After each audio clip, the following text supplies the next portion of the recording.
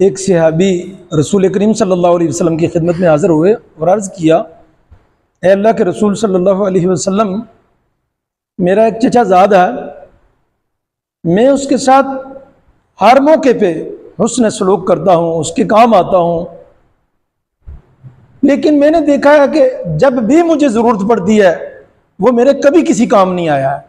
اور اب میں قسم اٹھا لی ہے کہ میں اب اس کے ساتھ حسن سلوک نہیں کیا کروں گا کیونکہ میں تنگ آ گیا ہوں۔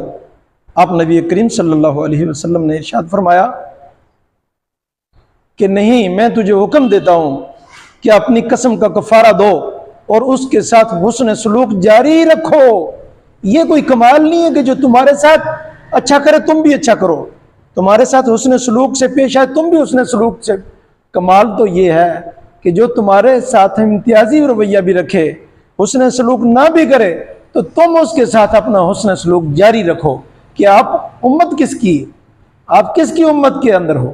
آپ کس پیغمبر کریم صلی اللہ علیہ وسلم کے امتی ہو، اس امتی کہلانے کے لائق بنو، اور اس کے لیے تکلیفوں ایذاؤں پہ صبر کرنا سیکھو۔ یہ صبر کرنا سیکھو گے تو اللہ تبارک و تعالیٰ کے ہاں درجات کی بلندی ہوگی۔